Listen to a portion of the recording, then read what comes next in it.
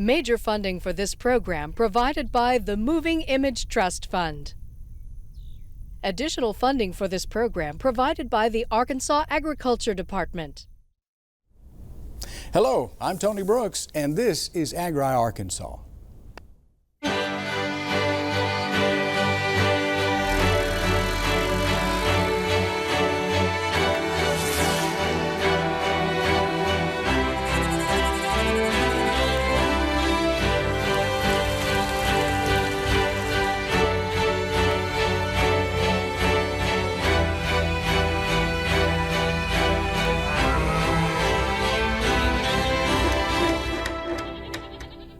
As we celebrate AETN's 50th anniversary, today on Agri Arkansas, we look back on a few historical highlights of the past 150 years in three of Arkansas's agricultural powerhouses: cotton, rice, and poultry.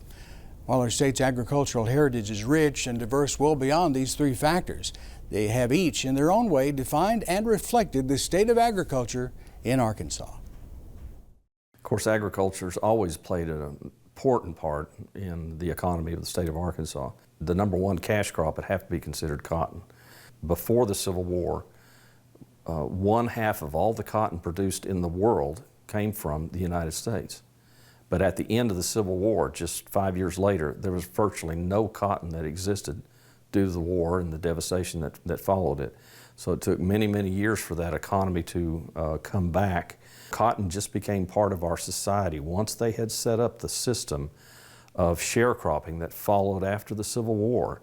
The cotton gins and the cotton buyers, the cotton brokers, the plantation owner, followed by the laborers. And so once you had this in place, it was very hard to get out of that rut and to try something else. Commercial rice production began in Arkansas in about 1896, or at least the first attempt. And Mr. Fuller tried to grow some rice. After 1 year, and he had moderate to limited success, he spent some time in Louisiana for a couple of years learning how they were growing rice down there. Came back and then a couple of years later and was able to successfully begin rice production. Most of the poultry in the period right after the Civil War was pretty much farm production.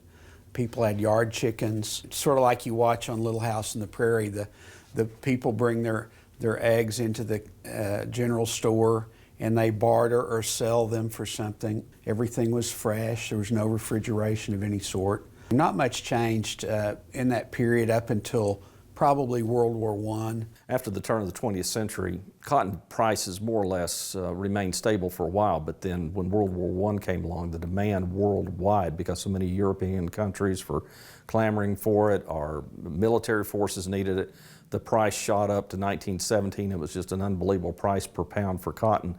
Well, unfortunately, by the end of the war in 1918, it didn't take very long to 1919.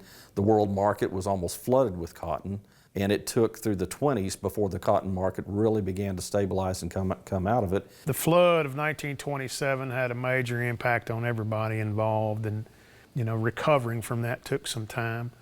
And up until that point, there had been predominantly cotton grown throughout the Delta. The flood of 1927 was devastating to the cotton crop, as were the drought years of 1930 and 31, the so-called Dust Bowl years. It was just a hard, devastating time for farmers through the 20s and the 30s, especially if you were a cotton farmer. After the rice industry began to grow, enough of the farmers got together and formed a cooperative and figured out that they can better market their rice as a group than they can individually. And that was the beginnings of what is now Riceland Foods. Back in the late 20s and early 30s, some people began to aggregate poultry in larger numbers and then take it to more distant markets. One of the big things that happened in the 30s, of course, in this area was the Dust Bowl. The folks that stayed on their land, as the poultry industry began to grow and as the contracts began to develop, it gave them a way to make a decent living for their family and maintain their rural lifestyle. After World War II, there was a huge effort to start trying to channel rivers and try to prevent the flooding or to reduce the flooding potential. With the development of more mechanized machinery, you're able to clear land in a very short amount of time. The problem is that it was swampland that held a lot of water, which again made it not very conducive for cotton production. Ultimately, soybeans and rice began expanding during that time. The big explosion started post-World War II. That was driven by a lot of different things. In addition to the world wars and larger urban markets being in existence, the rural electrification process, people had refrigeration. Also, the road systems began to be developed. What a lot of the feed manufacturers did was they expanded into poultry production. If some companies were more successful, increased profits, they would acquire other companies that were less successful, and the scale and size began to grow and develop. We've seen population swings. Southern residents ended up in Detroit, Chicago. They went out west to California. They were able to obtain jobs both during the war and in post-war years. And many of that population never returned to the state of Arkansas. War takes the men away, the women move into town. You know, that definitely had a role, and there's less farm labor.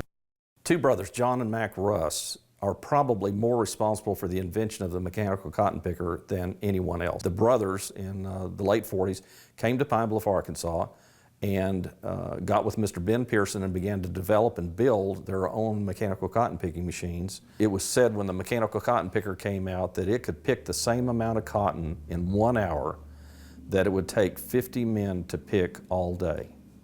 There was an expression that came about that was said to be tractored off your land, certainly after World War II, when they said, "What happened to you? Where are you going? What are you doing? What happened to you?" "Oh, I had to leave my place. I got tractored off my land." It was because there was a severe decrease in the amount of labor that was required. Instead of having to, say, have 200 families working a plantation, now they might only need 8 or 10 families, with those primary duties being in driving a vehicle. Farmers, of course, were concerned with transporting their crop to market.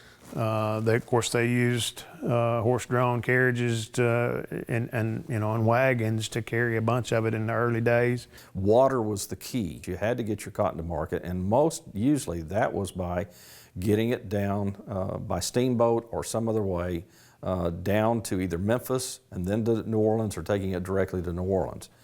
As time went by, of course, the trains came in, and it made it easier to get your cotton bales transported. There are two major railroads right now, one east and west, one north and south, that transect the rice-growing regions of the state.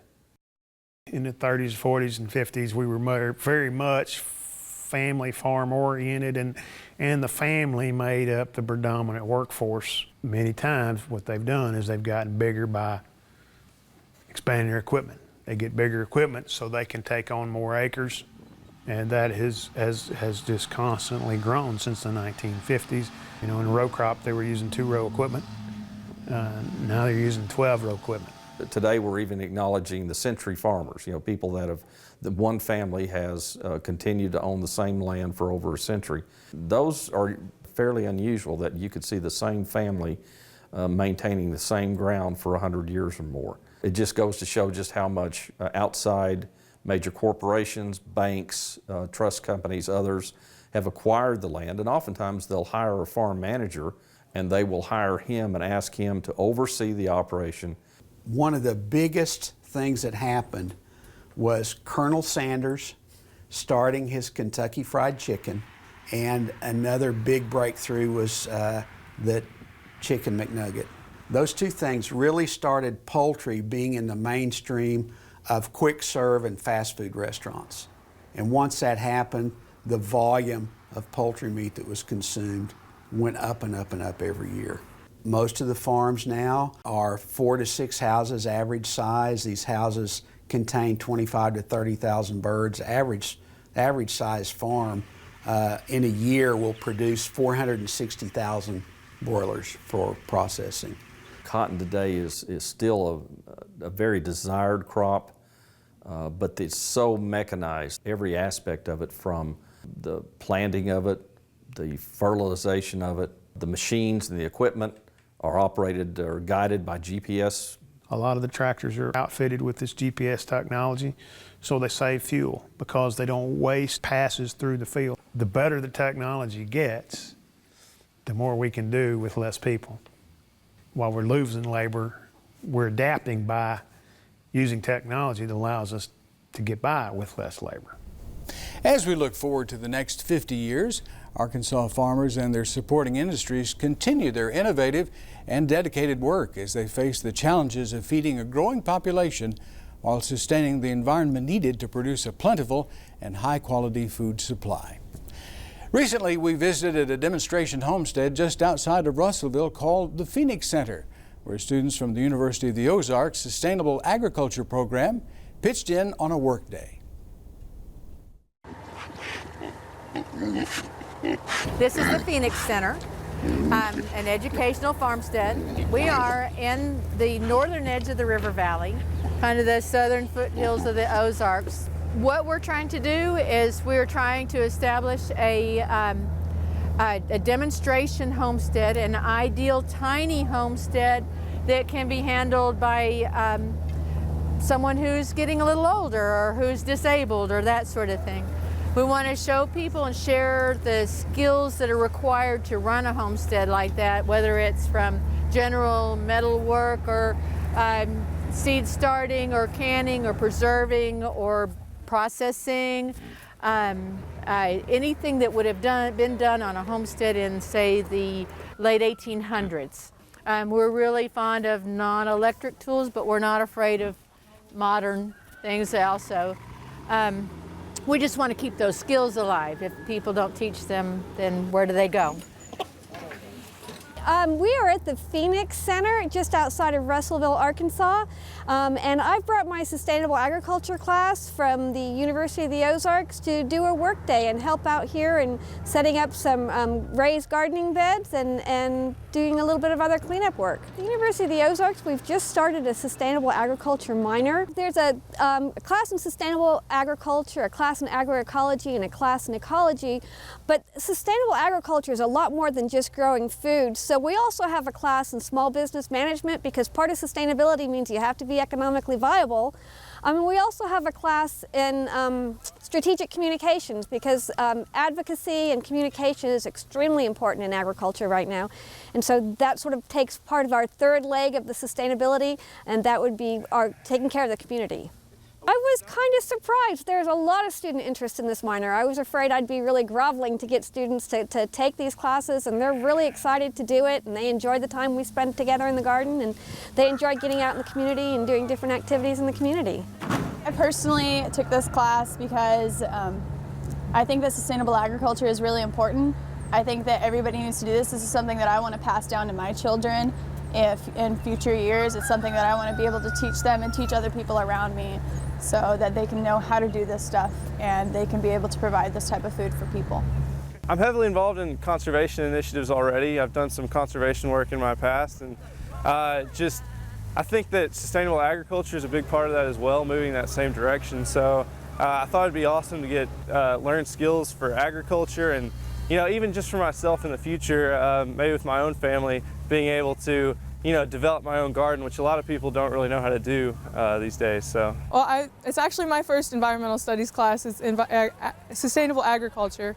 Right now we're learning like how to grow and what's appropriate to grow at what times. And I don't have much background personally. I lived on a farm, but I didn't really work the garden or the growing aspect. But I feel like that's something that I need to do, and that's why I took the class. Everybody complains that being a farmer is hard work. Well, it is, but folks like these ladies and gentlemen out here, they're helping make good, nutritious, wholesome food available for everybody. And food is not a privilege, it's a right. Everybody should be able to have good food and good company for that matter. I really want to get into urban agriculture, so just all of it really. Whenever I heard that we were getting a sustainable agriculture class, I was super excited. I think urban agriculture is the answer for the future. As cheesy as it may sound, there's a lot of environmental problems and problems with the food network and how it is functioning, and I think the answer is in local and urban food sheds. I think that this is a great opportunity, and functions like the Phoenix Center are great ways for the urban and local food movement to get started. feel like my generation's kind of stepping up and like taking the initiative so that we can become more sustainable, and that agriculture practices, like we're going back to our roots, so that it's taking a step back but also being progressive. And I feel like my generation's really taking that on right now. People coming together over agriculture. It's happening more and more often these days. We found a wonderful example of generations coming together over a small community garden in downtown Hot Springs. Let's take a look. We're at the Park Haven Community Garden here on the corner of Park Avenue and Holly Street. I was introduced to the community gardens through the Arkansas Master Gardener Program. This is the second garden in the city of Hot Springs, and we were trying to expand it to cover some of the food deserts in town, more of the urban areas that first and foremost aren't familiar with gardening or don't have the space to.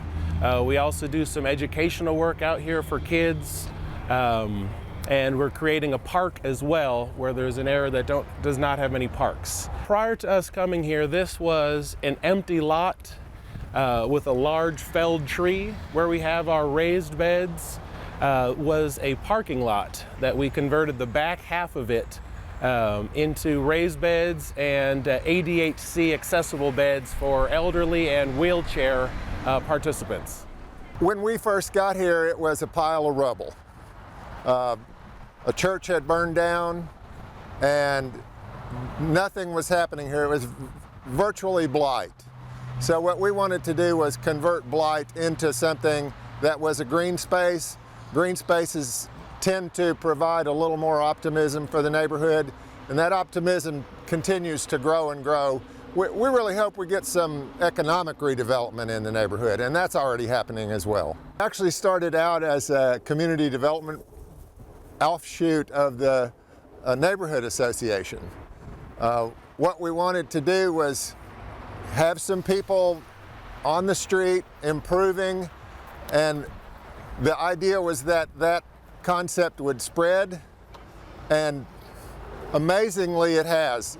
The neighborhood organization has gotten thousands of dollars worth of community development projects up and down the street, and individuals, private owners have rehabbed many houses in the neighborhood, I think as a result of the interest that's shown in this garden. Everyone comes out here. As I said, we have elevated beds for people in walkers and wheelchairs, raised beds for people that don't want to get out here in the field and dig in it.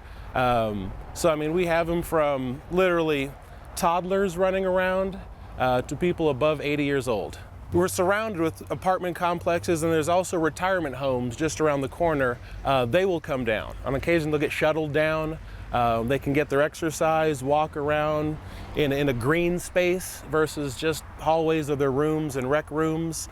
Like I said, we're also building a park in the front that'll have benches, places to sit, be out in nature when you're not surrounded necessarily by a natural setting. Granted, it is Hot Springs, but this is the urban section of town. We grow everything you'd find in the normal southern garden. Everything from okra to corn to tomatoes.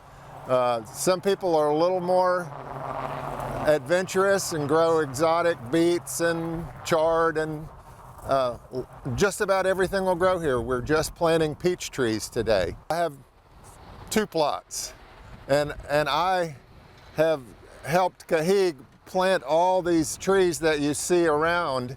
There are peach trees and pear trees and nut trees. We try to make everything that we plant edible so that the people in the future will have a place to come and get good nutrition. Last year we did about 200 plus tomato plants, okra, peppers, corn, and those are all the community ones. Everyone likes those, you know, tomatoes and that. But I'll probably have some interesting fruits and vegetables in mine. So, somebody wanted to get involved in the garden project, they could go to our Facebook page, which is Park Haven Community Gardens on Facebook, and there is an application under the notes button, and there's also a list of rules and regulations that you can find under notes. Or they can just get an application from us here at the garden.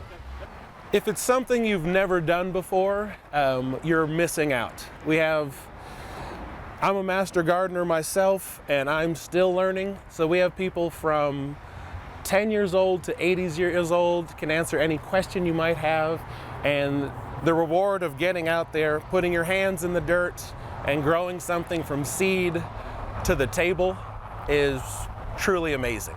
You are missing out if you don't at least give it a try.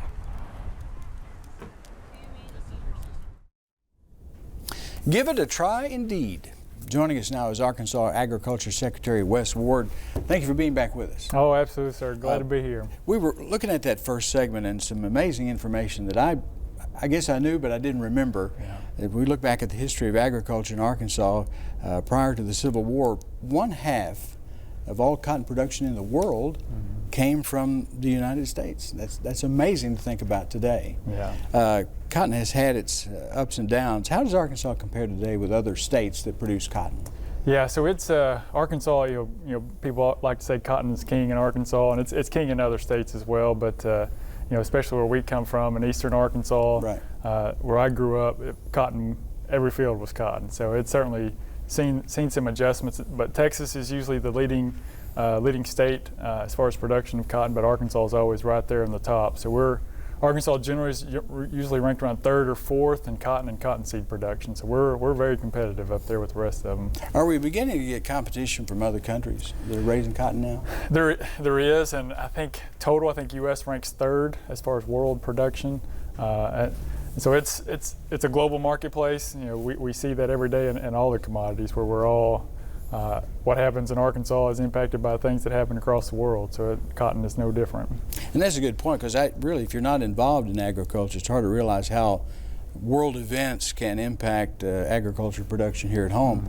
Cotton's a good example of that. For the last couple of years here in Arkansas and even up into the Boot Hill, Missouri, we've seen prices fall. Right. What's the driving force behind that? Overproduction, or? To an extent. So we've seen China basically came on the scene and bought up a lot of the cotton production. So that China's behavior kind of affected the market prices, and that's you know, again, going back to the global marketplace, what they do has an impact on what happens here. So we've seen China involved, Brazil involved, and that affects prices.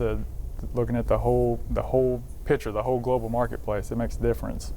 You know, we talked about this briefly during your last visit. Farmers that traditionally grew cotton here in Arkansas and even up into the Boot Hill, Missouri, are turning to alternative crops. Right. And we're seeing acreage that was once in cotton now being used for peanuts, corn, other products. Is this a trend you think that will continue?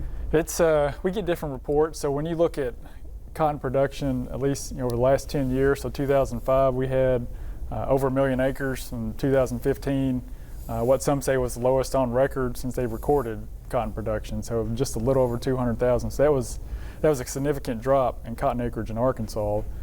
We expect, hearing from a lot of producers, that they're going to increase their acreage this year, so we think there'll be a bump in those cotton acreage across Arkansas and across the southern U.S. But as you see those other commodities, you see peanuts, sorghum, we are seeing producers that are shifting, that are trying to diversify, trying to do other things to capture those premium prices and other commodities when they present themselves. So it's a pretty natural occurrence for people to try to take advantage of what opportunities exist, and cotton producers no different.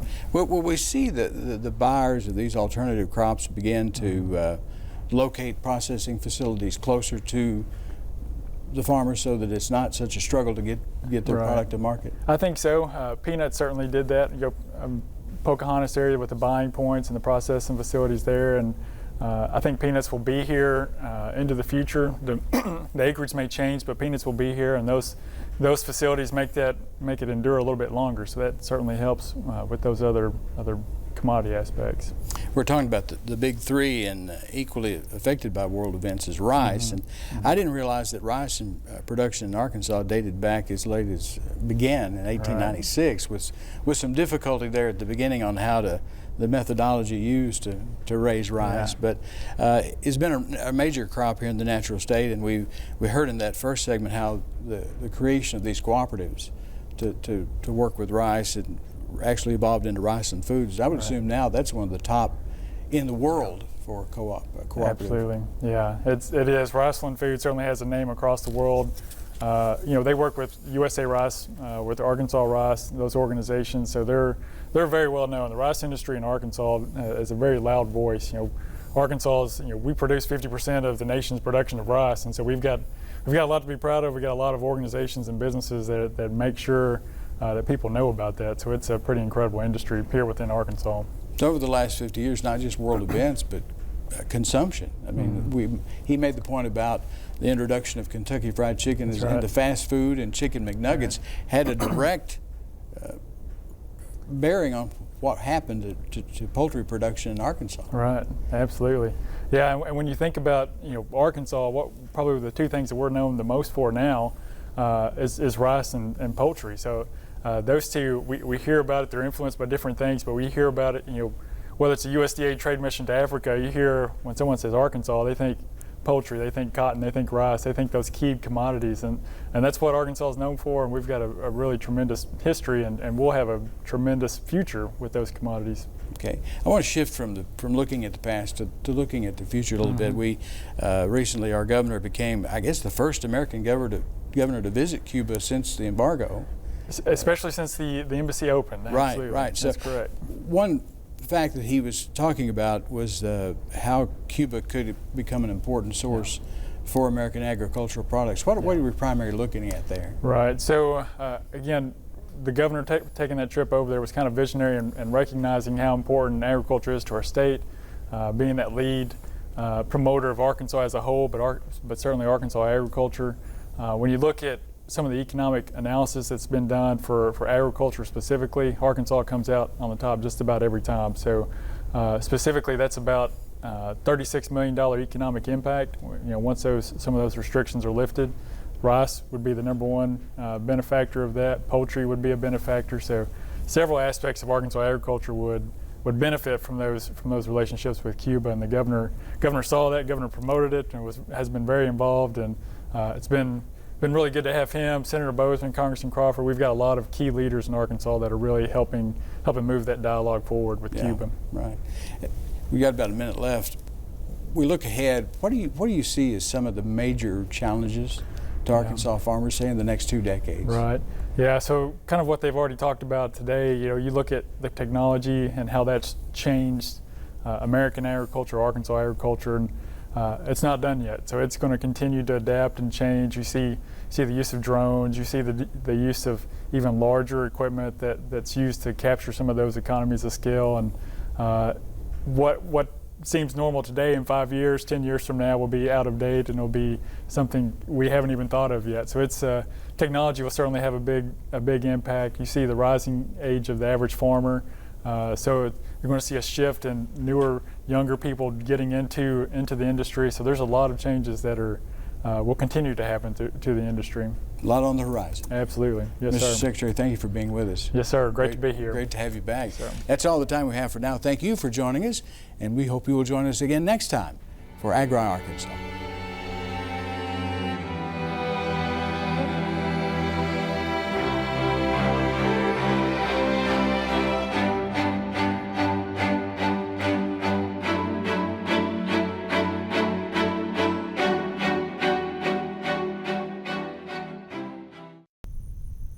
Major funding for this program provided by the Moving Image Trust Fund. Additional funding for this program provided by the Arkansas Agriculture Department.